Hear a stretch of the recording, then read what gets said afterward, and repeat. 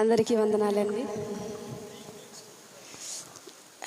ఈరోజు మీ అందరితో కలిసి దేవుని స్తుతించడానికి ప్రభు ఇచ్చిన సమయాన్ని బట్టి, ముఖ్యంగా అన్నని అక్కని మరలా చూడడానికి ప్రభు ఇచ్చిన అవకాశాన్ని బట్టి ఎంతగానో దేవుని స్తుతిస్తూ ఉన్నాను. అందరికీ కూడా హ్యాపీ ఉమెన్స్ డే.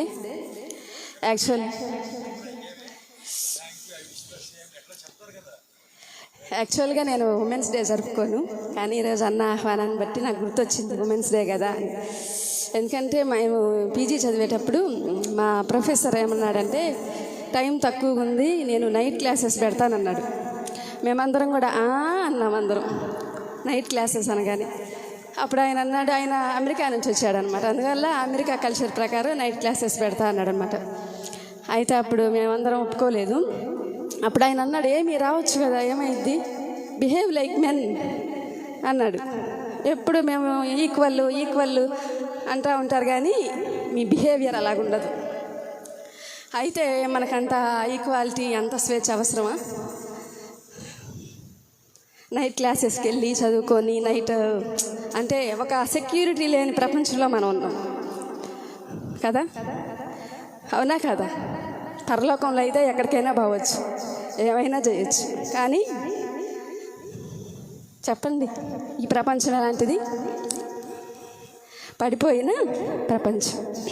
అయితే మనం అంత ఎక్కువగా దీని గురించి ఆలోచించాము, ఎందుకంటే మన కొరకు ప్రాణం పెట్టిన ప్రభువు ఉన్నాడు కదా, దాంతోనే సాటిస్ఫై. మేము ఈక్వల్, మాకు అది కావాలి, మాకు ఇది కావాలి అవసరం లేదు. ఎందుకంటే ప్రేమ ఎక్కడైతే ఉంటుందో అక్కడ అన్నీ ఉంటాయి. అది మనకి సమృద్ధిగా ఎక్కడ దొరికింది చెప్పండి, ఎక్కడ దొరికింది? నా నాలుగు కొంచెం బాగాలేదు, అందువల్ల 2 రోజుల నుంచి నాకు హెల్త్ బాగాలేదు, అందువల్ల నేను ఫ్రీగా మాట్లాడలేకపోతున్నాను. ఎక్కడ దొరికింది మనకి? ప్రభువులో దొరికింది. ప్రభువులో ఏముంది? స్వేచ్ఛ ఉంది. ప్రభువులో ఏముంది? అయితే ఈ ప్రపంచం అంతా కూడా, ముఖ్యంగా ముస్లిం అండ్ హిందూ కమ్యూనిటీస్లో ఈ యొక్క ఈక్వాలిటీ కోసం ఫైటింగ్ ఎక్కువ జరుగుతుంది ఇప్పటికీ, నేటికి. మొదట సమానత్వం గురించి మనకి ఇచ్చింది ఎవరంటే డాక్టర్ బాబా సాహెబ్ అంబేద్కర్. ఆయన గురించి మనం చెప్పుకోవాలి. మన భారతదేశం చాలా నీచమైనటువంటి పరిస్థితిలో ఉండేది.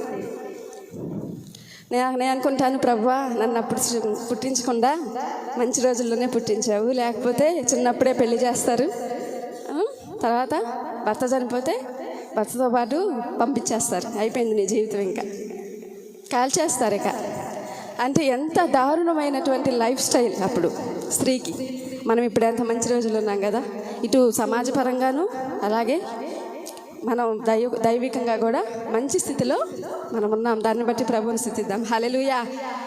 అయితే ముస్లిం అండ్ హిందూ కమ్యూనిటీస్ బాగా బాధపడుతున్నారు, ఎందుకంటే మనకున్న అటువంటి ఆ సాటిస్ఫాక్షన్ వాళ్ళకి లేదు.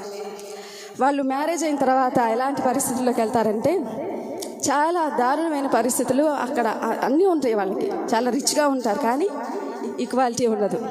అంటే నువ్వేదో తక్కువ అనే భావనతో వాళ్ళు ఉంటుంటారు. కాబట్టి ఇప్పటికీ ముస్లిమ్స్ మరి చాలా పోరాడుతున్నారు. మనం న్యూస్లో చూస్తే కనుక, మాకెందుకు ఈ బానిసత్వం, మేము చదువుకున్నాం కదా, మేము ఉద్యోగాలు చేస్తున్నాం, మేము అన్నిట్లో తెలివిగా ఉంటున్నాం, అన్నీ మాకు తెలుసు, కానీ మాకెందుకు ఈ బానిసత్వం అని కొట్టుకులాడుతున్నారు అక్కడ చాలామంది. నేను చిన్నప్పుడు హై స్కూల్ చదివేటప్పుడు ఒక అమ్మాయి ఉండేది, నా ఫ్రెండ్. ఆ అమ్మాయి మజ్జిగన్నం తెచ్చుకుంది ఒకరోజు. ఎందుకు తెచ్చుకున్నావు, కూర తెచ్చుకోలేదు ఏంటంటే, వాళ్ళ అమ్మోళ్ళు టిఫిన్ సెంటర్ నడుపుతుంటారు, వాళ్ళకి అంత అవకాశం ఉండదు పిల్లలకి అన్నీ చేసి పంపడానికి. అయితే వాళ్ళ అమ్మ ఏదో కొంచెం కూర చేస్తే అంట, వాళ్ళ బ్రదర్స్ ఇద్దరు తీసుకున్నారంట. అంటే వాళ్ళ బ్రదర్ తీసుకున్నాడు, ఇంకో చిన్న బ్రదర్ ఉన్నాడు. అమ్మ నువ్వు కూర వేసుకోవద్దు, చిన్న బ్రదర్కి ఇవ్వాలి, నువ్వు మజ్జిగన్నం తీసుకొని వెళ్ళాను. నేను చాలా షాక్ అయిపోయా. నీకు కూడా అవసరమే కదా, నీకు ఆహారం అవసరమే కదా. ఎప్పుడు నీరసం అయిపోతూ ఉండేది. నేను వెళ్ళి కొట్టుకెళ్ళి కొనుక్కొచ్చి అన్నీ పెడుతుండేదాన్ని మా ఫ్రెండ్కి. అట్లా ఒక అసమానత్వం చిన్నప్పటి నుంచి పిల్లల్ని పెంచే విషయంలో. అప్పుడు నేను చాలా అప్సెట్ అయ్యానమాట. తర్వాత టీవీలో ఒక చిన్న కార్టూన్ షో వచ్చింది.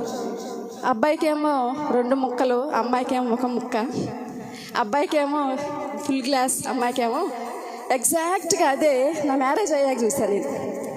మ్యారేజ్ అయిన కొత్తలో నాకేమో హాఫ్ కప్ టీ, మా హస్బెండ్కి ఫుల్ కప్ టీ. మా హస్బెండ్ చూస్తున్నారు. నాకేమో హాఫ్ గ్లాస్ మిల్క్, మా హస్బెండ్కి ఫుల్ గ్లాస్ మిల్క్. నాకేమో చినిగిపోయిన ఆమ్లెట్, మా హస్బెండ్కి నీట్గా ఉండే ఆమ్లెట్. He so lucky. అయితే నేను అప్పుడు మా చిన్నప్పుడు మా పరిస్థితులు, ఆ కార్టూన్స్ అన్నీ గుర్తొచ్చి నాలో ఒక ఆలోచన మొదలైంది. ఎందుకు అంటే మేము సబ్మిసివ్ కాదంటలేదు, హస్బెండ్ కంటే తక్కువని వాళ్ళు అంటున్నా కూడా okay, we are happy with that. ఎప్పుడు కూడా రెబెలియస్ మైండ్ ఎప్పుడు లేదు. మా నాన్నగారు చిన్నప్పుడు ఒక న్యూస్ పేపర్లు, మా నాన్న రోజు ఉదయాన్ని న్యూస్ చదువుతూ ఉంటాడు. తీసి ఒకసారి నన్ను పిలిచాడు, సౌమ్య ఇటురా అన్నాడు. ఏంటి నాన్న అని వెళ్తే ప్రతిభా పాటిల్ గురించి ఒక ఆర్టికల్ వచ్చింది. ఆ ఆర్టికల్లో ఆమె ఎలాగ ఉన్నత స్థాయికి వచ్చింది అని చూపించారు. అదే సమయంలో ఆమె తన హస్బెండ్కి కాళ్ళకు దండం పెడుతుంది. అంటే మా నాన్నగారు ఏం చెప్పారంటే, స్త్రీలు ఎదగాలి కానీ సబ్మిసివ్గా ఉండాలి. మేము నేర్చుకున్న పాఠాలు అవే. అయితే మన ఒక టైం వచ్చినప్పుడు మరి అంత నీచులమా మనం, అంటే తినడానికి కూడా అర్హత లేని వాళ్ళమా? కుళ్ళిపోయిన ఫ్రూట్స్, ఎండిపోయిన స్వీట్స్ అవి తినాలా? నిజంగా సొసైటీ అలా ఉంది. ఎందుకంటే ఏదో ఒక పాయింట్ కావాలి ఎదుటి వాళ్ళని బాధ పెట్టడానికి. కాబట్టి అలాంటి పరిస్థితులు మనం ఎదుర్కొంటున్నాం. అయితే ముస్లిమ్స్, క్రిస్టియన్, హిందూస్ అలా బాధపడుతున్నప్పుడు ప్రభు నాకు సమాధానం ఇచ్చాడు. రాబోయే దినాల్లో బైబిల్ వాళ్ళకి సమాధానం ఇవ్వబోతుంది. హల్లెలూయా. బైబిల్ వాళ్ళకి ఒక సొల్యూషన్ ఇవ్వబోతుంది. ఏంటంటే స్త్రీ అని లేదు, పురుషుడని లేదు, అందరూ కూడా క్రీస్తునందు ఏకమైనారు. దేవునిలో మనకు ఆ ఏకత్వం ఉంది, ఆ సమానత్వం ఉంది, మనకు ఆ ఐడెంటిటీ ఉంది. అయితే ఈ యొక్క ఎవరైతే అలా బాధపడుతున్నారో ఖచ్చితంగా వాళ్ళు బైబిల్ దగ్గర వాళ్ళ ఒక సమస్యకి పరిష్కారాన్ని కనుగొంటారు అని ప్రభు నాతో మాట్లాడారు. నేను చాలా సంతోషించాను. ప్రభువా, నీలో ఆ యొక్క పరిష్కారం ఉంది. కాబట్టి ఈ రోజుల్లో మనం ఈక్వలా కాదా, గొప్ప తక్కువ ఇది కాదు, కానీ మనకి దేవుడు ఈరోజు మాట్లాడుతున్న మాట మరి సామెతల గ్రంథం 31వ అధ్యాయంలో, చేసిన పనిని బట్టి అట్టిదానికి ప్రతిఫలం ఎదగును. హల్లెలూయా. ఇప్పుడు నువ్వు బాగా పనిచేసావు దేవుని కోసం, నీ హస్బెండ్ ఎక్కువ చేయలా, పరలోకానికి వెళ్ళిన తర్వాత నీకెంత బహుమానం అవసరమా? నీ హస్బెండ్కి ఏమో చిన్న బహుమానం వచ్చింది, నీకెంత అవసరమా? లేదు, కట్టు, బహుమానం కట్టు. మీ హస్బెండ్లో సగం బహుమానం ఇస్తా అంటాడా దేవుడు? నో. చేసిన పనిని బట్టి, ఈ రోజుల్లో భర్తని బట్టి లేదండి, బర్త్ రైట్ని బట్టి లేదు, స్త్రీయా పురుషుడా లేదు. ఈ రోజుల్లో పుట్టిన దానిని బట్టి, మన యొక్క స్థితిని బట్టి లేదు, కానీ మనం చేసిన పనిని బట్టి. హల్లెలూయా. నువ్వేం పని చేయకుండా కామ్గా కూర్చుంటే నీకు ప్రతిఫలం తక్కువ. నువ్వు స్త్రీవైనా, నువ్వు పురుషుడు అయినా, నువ్వు దేవునికి ఇష్టడుగా జీవిస్తే, ఇష్టరాలుగా జీవిస్తే దేవునిలో నీకు ఒక మంచి స్థానం అనేది ఉంటుంది. కాబట్టి మనము ఎలా జీవిస్తున్నాం దేవుని కొరకు? స్త్రీకి దేవుడు ఒక ప్రత్యేకమైన గుణగణాలు ఇచ్చాడు, అవి మనం కాపాడుకుంటే చాలు. మనం ఏదో పురుషుల కంటే అధికులం కాదు, తక్కువ కాదు, కానీ ఎగ్జాక్ట్గా దేవుడు మనల్ని ఎలా నిర్మించాడు, ఎలాంటి గుణగణాలు మనలో పెట్టాడు, వాటిని కాపాడుకుంటే చాలు. ఎప్పుడైతే దేవుడు మనం ఈ సంఘంలో కాకుండా బయట చూస్తామో, అక్కడ ఎలా ఉంటుందంటే, వాళ్ళని కదిలిస్తే స్వార్థం, కదిలిస్తే గయ్యాలితనం, కదిలిస్తే మేమేమైనా చేస్తాం, మా పిల్లలు నేను బాగుంటే చాలు. ఎందుకంటే వాళ్ళకి అక్కడ న్యాయం దొరకల. కానీ వాళ్ళ వాళ్ళ వాళ్ళ యొక్క ఏం కోల్పోతున్నారు? వాళ్ళ సుగుణాలు కోల్పోతున్నారు. స్త్రీకి దేవుడు ఇచ్చినటువంటి ఆ యొక్క క్యారెక్టర్ని కోల్పోతున్నారు.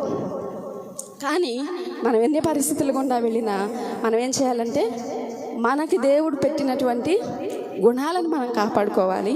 దేవుని కొరకు మంచి జీవితాన్ని జీవిస్తూ మంచి పనిని చేసి మంచి ప్రతిఫలాన్ని పొందుకునే వారంగా ఉండాలి. అదే మన జీవితానికి ధన్యత. మరి ఈ మాటలు ఆశీర్వాదకరంగా ఉన్నాయని నమ్ముచున్నాను. అవకాశం ఇచ్చిన అక్కకి కూడా వందనాలు తెలియజేస్తూ ముగిస్తున్నాను. Praise the lord.